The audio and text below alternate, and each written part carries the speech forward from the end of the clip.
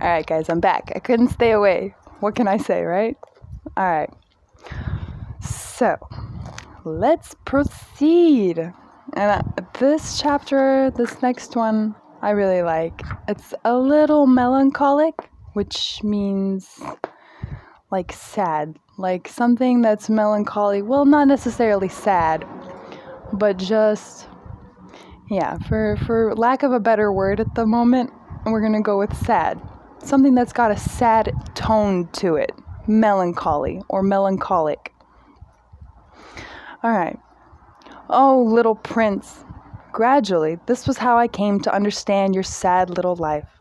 For a long time, your only entertainment was the pleasure of sunsets. I learned this new detail on the morning of the 4th day when you told me. So they've been together 4 days already in the desert. When you told me, I really like sunsets. Let's go look at one now. But we have to wait. What for? For the sun to set.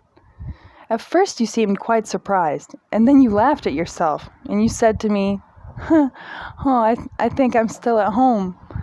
Indeed, when it's noon in the United States, the sun, as everyone knows, is setting over France.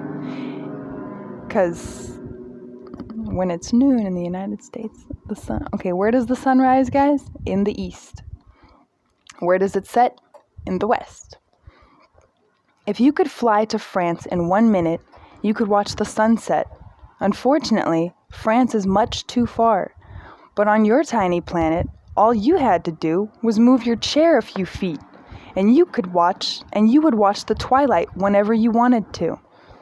So imagine that. Imagine that he's sitting there on his teeny tiny little planet, and if he decides he wants to watch the sunset, all he has to do is literally pick up his chair and just kind of hop forward and wait.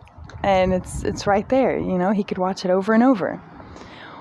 One day, I saw the sunset 44 times.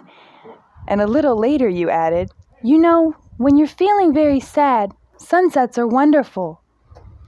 On the day of the 44 times, were you feeling very sad? But the little prince didn't answer.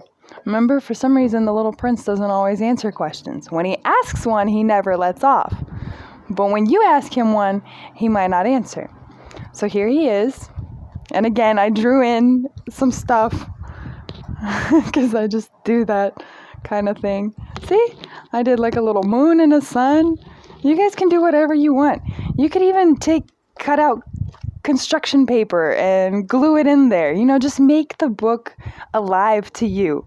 And then it'll be something fun you can look at later. That's what I always do. And you take notes. So like earlier, we were going over the word edification. Well, we didn't go over it, but we mentioned it. But I didn't tell you what it means. So when you're annotating a book, you can take that highlighter and highlight that word, and then you can go back and look in your reference book, or you can Google it, because we all have Google now. But it's always good to know how to use a book, because imagine if all the technology and stuff that we have today, imagine if it just stops working one day. That's very possible. We don't prepare ourselves for that. So just think about that. Know how to read a book. Any book. And yeah. It's a cool chapter. So, alright. I want you guys to look at this word. Personification. It's when you add human qualities to something that's not human. Or anthropomorphism, like a sun with a smiling face or a talking dog. It's when you give qualities that just an object doesn't have naturally, and you're giving those qualities. Like, you know, when we see like the moon smiling or sleeping, that would be anthropomorphism. So I want you guys to study this word, personification. I want you guys to study it because we're going to see a lot of it in this book as we go on.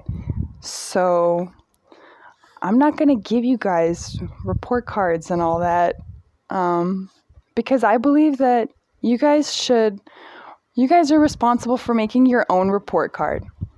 You guys are responsible for learning this information. It's out there, but you gotta reach for it. So give your own self your grades. Look around and ask yourself, what grades do I want to be making in life? And think about it and really, really focus and imagine that. Imagine the grades that you want to get in life. And hold that piece of information with you, okay? All right, I'm going to stop right now. This, again, fun. Please, remember to subscribe. Tell your friends. Get the other kids on board. And this can be a fun learning experience for all of us. And the more people we have, the better. Love you guys.